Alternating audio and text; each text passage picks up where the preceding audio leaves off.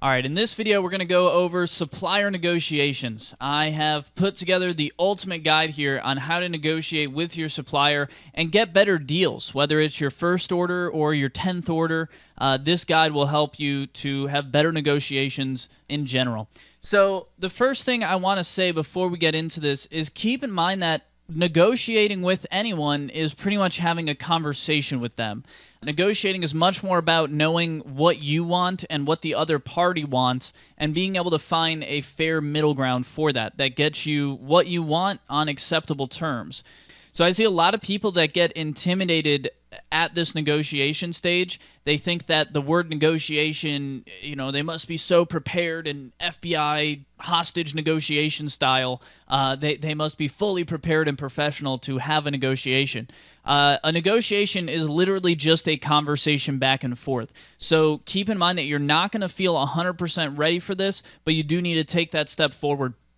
Now in this video, I'm going to show you what to do, what not to do, and also give you a few different examples of deals that we see happen pretty often so you can use some of those deal mechanics in your negotiations. So first of all, what to do when negotiating with suppliers. Obviously, you already know from previous videos that we need to reach out to many different suppliers. The reason we reach out to many different suppliers is so we have a lot of information to base our decision on. If you reach out to one supplier, you're going to have no idea what's going on.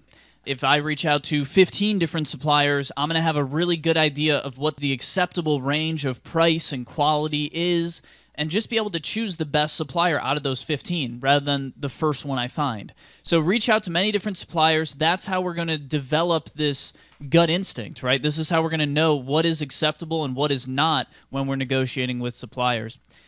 Be direct and explicit. There's a lot of language barrier between you and China, and there's a lot of cultural barrier as well. So you really want to be, in every aspect of communicating with suppliers in China, you want to be as direct and explicit as you possibly can be. You don't want your supplier guessing at what you might mean or trying to guess what you meant by something.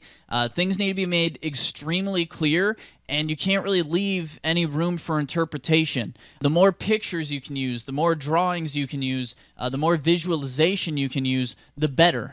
The more you have to just type things out, the more room there is for interpretation. So be direct, be explicit, and be as graphic and visual as you can when communicating with suppliers. Create goals and budgets for your product before you go into this. If you don't know what price you're looking for, if you don't know what price you're absolutely not going to go under, it just makes negotiation tougher. Now, some people are going to have trouble with this, especially when you're first starting out. I won't lie to you, there's been a lot of products that I have negotiated and purchased before that I did not have goals and budgets around. I just wanted to get it done. But a lot of people are going to be really benefited by doing this as well. So try to create an ideal goal and a acceptable goal for your products before you go into this negotiation stage. So what is your absolute ideal? What would allow you to just kill it if you could get this price and this quantity and, etc.? And what is going to be acceptable for you? What is kind of the bare minimum where you won't go under that, but anything over that is good, and we can start a business with that. So try to think about what your actual goals and budgets are before you go into a negotiation. Like I said before, negotiating is very much about knowing what you want and what you don't want, and then knowing what the other party wants and what they don't want, and finding a way to connect those things. So if you don't even have goals and budgets around your product, if you have no idea what you're actually here to negotiate, usually it's not going to turn out great for you. It could have turned out better. Now again, if you don't have goals and budgets, you can still go out there and negotiate, find a product, launch a business, perfectly fine. Most people don't do this, but it is a good exercise as you're going into this. Consider your supplier's margins when you're negotiating with them. Most suppliers are going to aim for a 10 to 20% profit margin, usually around 20% profit margin. So use that information to your advantage. If your supplier is quoting $1,000, well, you can assume that they're going to make 20% of $1,000 in profit. So they're probably making $200 off of that. So now you at least know where you can negotiate from and how much room you have to negotiate. You always want to leave your supplier a little bit of profit. We're not trying to bankrupt the supplier from them doing business with us. And I have literally done that before, and trust me, it turns out terribly because you'll build an entire business and then one day all of your production is just gone and the supplier has declared bankruptcy. So leave profit there for them. Don't take them, me personally, I don't want to take them under a 10% profit margin. So if most suppliers are aiming for a 20% profit margin, that usually means you can take things down about 10%. So again, if I have a supplier quoting me $1,000, I'm going to say to myself, okay, that means they're making $200 profit on this. I probably have about $100 that I can talk down here, and they'll still be making a decent profit. So consider your supplier's margin. If you go to your supplier, and you know a lot of people do this, they have a 20% profit margin, and you try to talk down the order 50%, well, they're not even going to want to do business with you, right? You're going to be so far away from them making a profit that it's not even going to be worth it for them to talk to you. So consider your supplier's margins. Realize that 20% margin is the average for a factory or a manufacturer, and use that information to your advantage in your negotiations. Hold your ground and be strong. You don't want to let your supplier change the subject or ignore certain aspects of your request, right?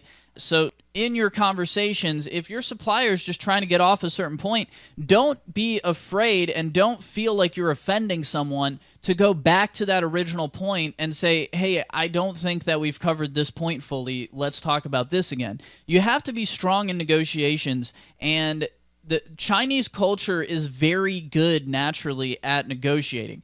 If you go over to China, lots of negotiating, everyone is negotiating on everything. This is just standard practice for them. So you can't feel like you're offending them by going back to that original point. You can't feel like you're offending them by holding your ground and being strong.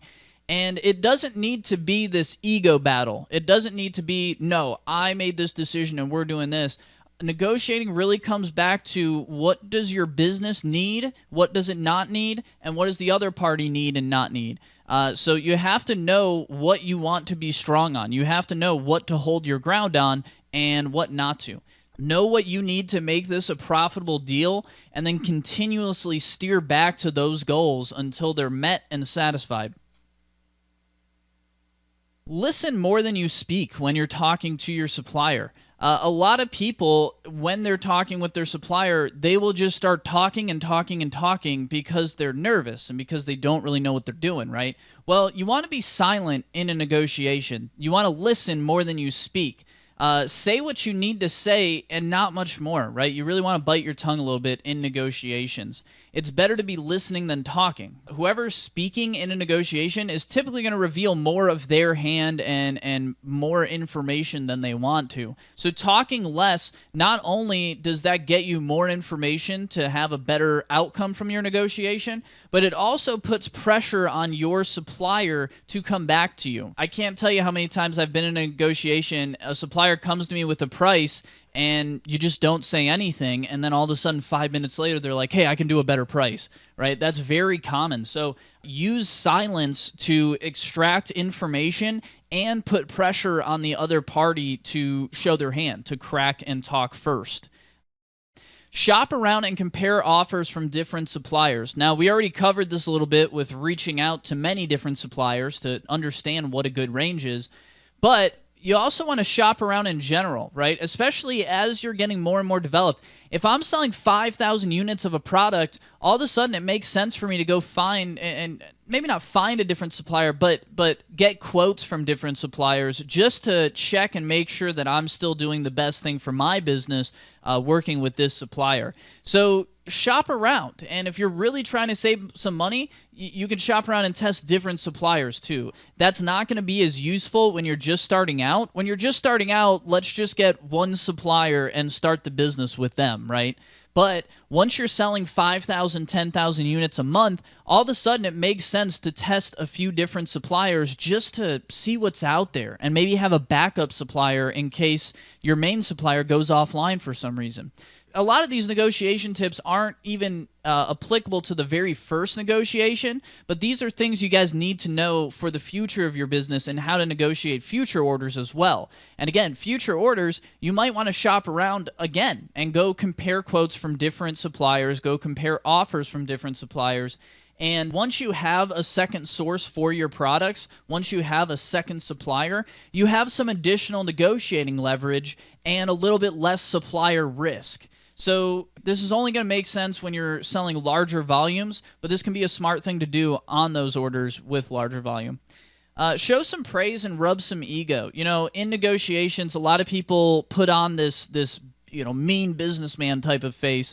And it's important to realize that you can really get far rubbing some ego. This is just a term I've always used. You want to rub some ego. You want to make people feel special, praise people, because these things help. They release positive neurochemicals, and they just make people want to do business with you. People do business with those that they know, like, and trust. And if you're showing praise, if you're rubbing people's ego, this can really help. So remember that your supplier is a business owner too. You want to praise them for what they're doing right. If you see that they've taken extra pride on some certain aspect of their business, well, show them that you noticed it and appreciate it. This is, again, like if you were talking to me on the phone, you should say, like, man, I saw that new website you released. That was so good. I loved this, and this feature. And then I would go off talking about all the cool features of the website that I put so much thought into, right? So do this. Rub some ego and get people talking about themselves. It's going to put them in a better mood. It's going to take their defenses down. There's a lot of additional things you can do in a negotiation to make them know, like, and trust you better and more. Without actually paying more, right? So that's something I want to do. If I can not pay more and get better service by just saying, hey, you have a great website for 5 minutes, that's a great trade-off for me. And finally, be willing to walk away. A lot of people, when they're talking to a supplier, they forget that they are in the power position. If you are buying product from a supplier, if you're a new account for a supplier, you're in the power position. So act like it. If you're not getting the answers that you want, don't be afraid to tell them that you can't do the deal and walk away. Now, very often, a lot of people will walk away at some point in every negotiation. Even if the negotiation's going well, they'll still walk away. I'm sure we've all seen movies where, this is very kind of cliche of Asian business culture, and especially Japanese business culture. Even if the deal is 100% closed, the Japanese will still take their entire company out, pull them out, find some little point of the deal, and say, we are not doing this deal. And they'll walk out. And the reason they do that is because it's a power play, right? So remember that walking away is going to often get you a better deal if you're in the power position. Very often when you're negotiating with a Chinese supplier or an Asian supplier or any supplier, if you walk away, they'll often come back within a day or two with better pricing and better terms to win the order back. So don't be afraid to say, don't expect any other orders from us right now until you do this, this, and this. Again, you're not going to ever know for sure when your supplier is bluffing or not bluffing. You have to ultimately just be willing to walk away at any moment, and that's an important one, hugely important. So that's what to do in a negotiation. Now we want to talk about what not to do. What should I avoid doing that's going to make me look like a smaller player or get me a worse deal? So what not to do in negotiations. First of all, you never want to negotiate on your first order, on your sample order or your test order. Now, what do I mean by this? Well, the common mistake that most new sellers make is to only focus on the sample or the test order. So when they reach out to a supplier, they will say, hey, I want to order 10 samples. They'll say, okay, that's $60. And then the person will start to negotiate that $60 order. Here's the thing. Big sellers do not care about samples or test orders. They only care about that first large order.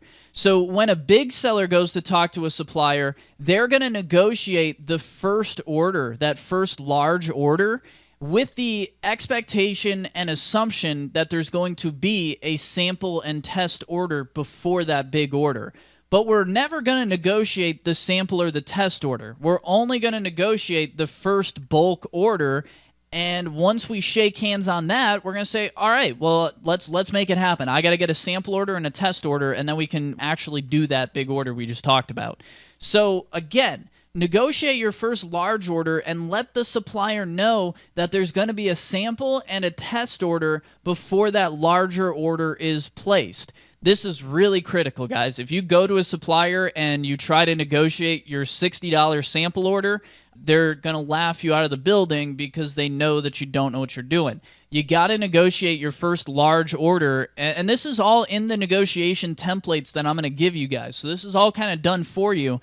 But keep in mind that that's why we're doing it. We don't want to negotiate the sample or test order. We only want to be negotiating that first large order. Because from a supplier's perspective, they're saying, okay, yeah, fine, we'll do a sample and a test order if it gets us to this large order that we've just negotiated. If you're trying to negotiate a $60 order, the supplier's thinking, holy cow, it's this stressful to get one sample order done. I'm never going to sell this person thousands of units. So that's why we do it, and that's all kind of done for you in the templates. Don't be wishy-washy or unsure. We need to be, as we talked about in the last slide, we need to be direct. We need to be explicit. We need to know what is important to us and what is not important to us. And there's a lot of different things that are important other than price and quantity. And I'm going to talk about all the different things you can negotiate on the next slide here. But at the core, you don't want to be wishy-washy and unsure. If you're talking to a supplier and they're like, what color bath bombs do you want? And you're like, well, it seems like blue bath bombs are cool, but they might be expensive, and maybe I'll do a yellow bath bomb. Hey, can you do multicolored bath bombs? Or what's the most colors you could do in a bath bomb? If you're showing that you're this unsure about the core qualities of your product, the supplier is rightfully so going to say this person has no idea what they actually want, and you're just going to fall down their priority list. So don't be wishy-washy and unsure. Know what you want and go and get it. Good advice for life in general. Don't show weakness or desperation in your negotiations. You don't want your supplier to know how much you're depending on them. So you should always treat them with respect, but be sure to not ever show them any weakness or desperation.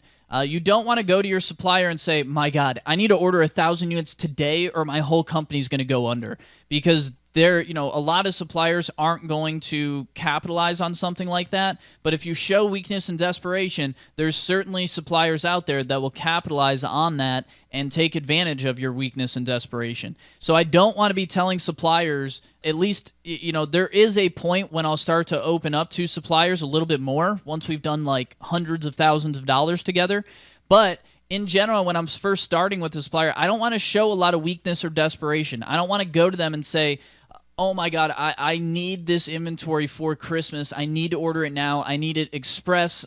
Please help me. Like, that's not what I want to do, because they're going to see an opportunity to exploit that and either charge me more or just do all sorts of little gimmicks, right? So just don't show the weakness or the desperation, and your supplier is going to constantly be trying to make you happy. Don't be afraid to ask deep questions. This goes back to knowing what you want and knowing what you don't want and having the strength to stand your ground. Follow your gut in your negotiations. If your supplier is telling you that prices need to go up by 5%, don't think you're going to offend them by digging into it to understand why the prices are going up. Maybe there's something you can do to help them. Maybe there's some piece of the product that you don't need that's driving the prices up. So don't just take things at face value. Dig deep to understand why things are happening. And this extends beyond just your prices and things like that too, right? I'm constantly asking suppliers, hey, what other products are you selling to competitors of mine? What is a really hot seller for you right now? What are the details of those orders? What are the payment terms that other people are using, other customers of yours are using? Ask lots of questions, right? What's the worst that can happen if you ask questions like that? They say that's confidential, and you go on to the next question. So don't be afraid to ask lots of deep questions. This will really help you to understand the intricacies of this business. Never let your supplier win. If you are forced to compromise and take unfavorable terms in your deal, What I'm saying is that you should make up an excuse for taking those unfavorable terms, right? You don't want the supplier thinking that their negotiation skills were the only reason that you took the deal. So if the supplier just won't budge from the price and I end up having to pay 5% more than I was sticking to or proposing, I won't go to them and say, okay, fine, you win, here's 5% extra money. I'll go to them and say something like, hey, we just had a really successful marketing campaign, and it turns out that our customers are willing to pay more for these products than we originally anticipated. So therefore, we will take your offer. We will pay the extra 5%, right? So this is what I'm saying when I say never let your supplier win. When you do cave, because you will have to, right? You have to make concessions here. When you cave to a supplier's negotiation terms, make up an excuse for taking the terms. Don't just say, sounds good, let's do it, because then they're going to want to negotiate every single thing in the future. If you make up an excuse that sounds logical enough, they will say, hey, that's great, we got lucky, but they're not going to push the issue in the future. And this brings us to the actual negotiation tricks and hacks. Now, this is essentially different deal points that I have seen, very common deal points that I've seen across different negotiations. And these are just different, kind of the more exotic things you will see in these initial supplier negotiations. Now, as you've seen, a negotiation is essentially just a conversation, and you can negotiate anything, right? I can negotiate, hey, you have to fly me out to your factory and put a bed in the factory for me to sleep in for the next month. Like, I can negotiate whatever I want. But these are common deal points that you're going to see, and just really good thought exercises that you can use in your negotiations to find these more exotic deal points and compromises. One of the most common things that I'll do is ask for sample costs to be discounted from future orders. So after you have already negotiated that first big order, let's say you're buying 500 units for $1,000, right? So after I negotiate that 500 unit order, I'm still going to do the 5 to 10 unit sample order, and I'm still going to have to pay for that sample order. But what you can do is tell the supplier, hey, I'll pay you $60 right now for the samples to get shipped to me, but I want that discounted from my $1,000 order in the future. This does two things. First of all, it makes your samples free because once you place that bigger order, you're just going to have the $60 that you paid for these samples credited to the larger order. So it makes your samples effectively free. And the other thing it does is it shows the supplier that you're serious and plan to do business in the future with them. Because you're saying, hey, I'm fine paying $60 for these samples right now, but I want this discounted off of my big order when I make it. So asking for sample costs to be discounted from future orders, extremely common one, and one that you'll probably be using in your negotiations as well. Another common one that I will do is have the supplier store printed materials for future orders. A lot of the time we'll be using custom packaging or product inserts to do certain things with our product. Most of the time you're going to be doing product inserts before product packaging, but with either one, if your supplier is printing the packaging or the inserts for you, or if they have a subcontracting packaging factory that is creating them for you, a lot of the times the packaging or the inserts will have a much higher minimum order quantity than the product itself. So going back to our 500-piece order, maybe I want custom packaging or product inserts or both with that product. Well, what I would do is I would go to the supplier and say, hey, I want to do custom packaging. I want to do custom product inserts. What can you do for me? Again, a lot of the times the MOQs on packaging and printed materials is going to be higher than my 500-piece order. Maybe I have to buy 1,000 boxes, but I only have 500 products to put them in. So what you can do here is ask your supplier to store the printed materials for you until your next order. So instead of me saying, oh man, I have to get 1,000 boxes, so I'm just going to buy 1,000 units and having to take a much bigger risk than I want to in terms of inventory, what I can do is say to the supplier, all right, that's fine. Print up 1,000 boxes, print up 1,000 product inserts, but I want you to store the 500 that I'm not using until we get to use them in the future. Most suppliers will do this for free, so this is a smart thing you can do to avoid having to bring up your MOQ due to printed materials. This is a really clever one that I don't see many people doing. You can create a fake purchase order to fish for information with your supplier. So this is me going to my supplier and saying, listen, Walmart just called me and they want 10,000 units. I know I'm only going to buy 500 units this time around, but Walmart is serious. They want 10,000 units and I need to figure out how to make this profitable. So I'm basically using a fake purchase order to discover the true pricing mechanics of larger order quantities with this supplier. I'm not misleading them. I'm not saying to them, this is a closed deal, and right when we need to negotiate this and close this deal right away. No, I'm going to them and saying, hey, listen, don't tell anyone, but Walmart wants 10,000 units. If I was to buy 10,000 units from you, what could I do them at? Because I got to figure out what to tell Walmart here to make this deal. Essentially negotiating a massive order to see where their prices budge, what kind of pricing mechanics and deal mechanics they have. And then, of course, after you do this, you say, man, I'm so sorry to do this to you, but the Walmart deal fell through. And that's it. Now you just have more information to make better deals in the future with this supplier, and no harm, no foul. Don't forget that you got to renegotiate over time. A lot of people only negotiate on the first order and then they pretty much stop. We don't, my company does not do a lot of negotiations on the first couple orders. We just want to get the brand up, get the product up, and start selling. Once the brand starts to grow, really with each additional order, we're going to be renegotiating and seeing if there's any aspects of the deal that we can improve on.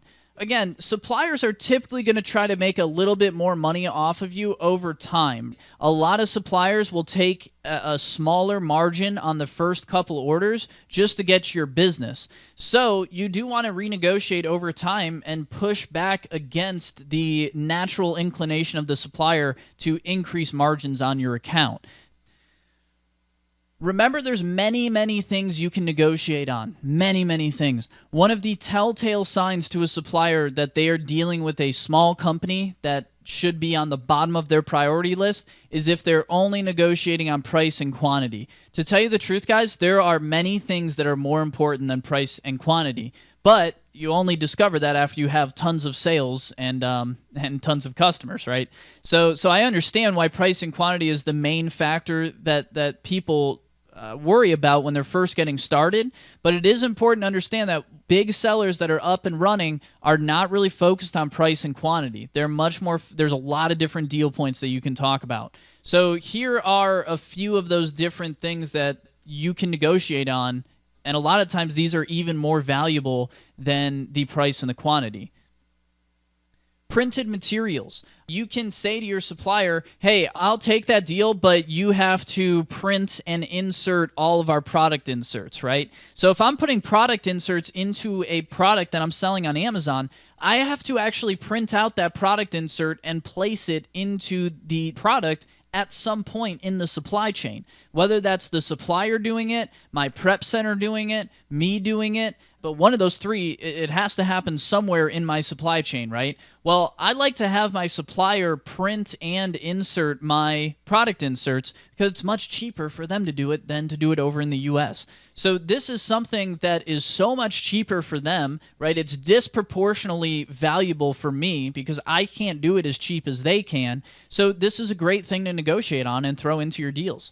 Product customization and modification. Obviously, this is something you can heavily negotiate on. Obviously, product customization and modification becomes much more important in the long run than price or quantity. So this is something you can factor into your deal points and negotiate on, is the actual customization and modifications in your product. Label printing and placement. Who is putting the shipping labels on your products? When you send a product into Amazon FBA, most people are going to put an FN SKU barcode, a label, on that product. Well, where is that label coming from? Who is printing it and who is placing it? Obviously, you can get Amazon to do that for you. I think it's 20 cents a piece. You can do it yourself. A prep center can do it. But same thing as the printed materials, it's typically going to be much cheaper to have your supplier print and place the labels for you. So this is another deal point that you can throw in, much more valuable to you than it is expensive to them. And look for those disproportional value propositions, right? Label printing is much more expensive for me to do than it is for my supplier in China. So that's the kind of thing we want to look for. Product bundling and finishing. Maybe you want to talk to your supplier about receiving products from a different supplier and repackaging them into a product bundle for you. Maybe you have a battery-operated product that you want the supplier to actually receive the batteries and put the batteries inside of the product for you. Again, there's all these different product finishing, and if you're not familiar with the term product finishing, what are those final things that need to be done to have this product ready to sell? Even if I have a product, I'm going to have to put it into a package, maybe put some packing materials around it. So that would be the product finishing, right? So product bundling and finishing. Again, very expensive for me to do this over in the States, perhaps much cheaper for my supplier to do it in China. Spare units and parts. This is another one that is extremely cheap to the supplier and possibly very valuable to you. Maybe there is some weird part to your product that you can throw in the package and differentiate from all the different people selling this product. Well, maybe you can get that little part almost for free through some negotiation, right? Spare units. Maybe your product has a 5% defect rate, so you go to your supplier and say, hey, listen, you told me that I can buy 500 units for $1,000. Well, this product has a 5% defect rate. So, take out your calculator. You do 500 times 1.05. So I need 25 extra units for that $1,000 because I already know that 25 of these units are going to be bad. So you can look at your defect rate and logically say, hey, I want 25 extra units for the same price because I know that 25 units are going to be bad. So that's another fun negotiation mechanic. Reimbursement of defective units and post-sale repair and warranty. So you can work with your supplier to do things after the sale as well. Maybe your supplier is willing to replace defective units, or maybe they're willing to repair defective units or something like that. Or maybe they will just reimburse you for defective units if you take pictures of them and things like that. I have different deals like this worked out with pretty much every single supplier, and this is standard operating procedure. So if you don't have some type of deal mechanic to account for defects, that's a missed opportunity for you because most suppliers are ready, willing, and able to either reimburse you for defects or increase your order in proportion with the defect rate to get you those extra units. Production lead times and shipping arrangements. When you are up and running, I promise you, in a lot of circumstances, production lead time and turnaround time is going to be more important than the price of the quantity. So a lot of big suppliers will focus on production lead time and shipping arrangements. And at the end of a deal, they'll say, hey, it's going to be tough for me to sell this deal. Do you think you can get this all done 5 days earlier? If you can get this all done 5 days earlier, I can go to my boss and I could probably sell it to him, but this deal right now is going to be a tough sell. So those are the types of things you can do as well. Payment terms. When you're first starting out, suppliers are typically going to require 100% of the money up front. But as you start to grow, you're able to use different payment terms and essentially stagger the payments. So I can say, hey, I'll give you 40% now, I'll give you 40% after you produce everything, and then I'll give you another 20% once it arrives at our door, right? So you can start to do these kind of staggered payment methods or payment terms, I should say, as you start to grow and grow and grow. You can also obviously change payment methods within there from trade assurance to escrow or wire transfers or whatever you want, but payment terms are definitely something that come into negotiations as you grow more and more.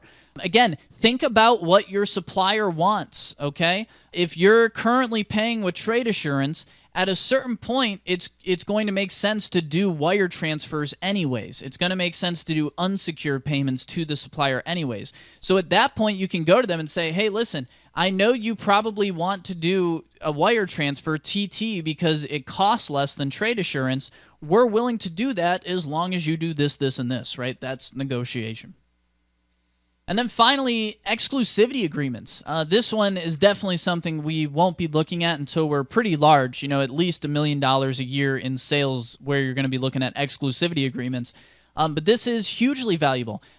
Almost every single supplier that we deal with, we have exclusivity agreements to sell exclusively in North America. So you can't compete with us even if you wanted to in North America.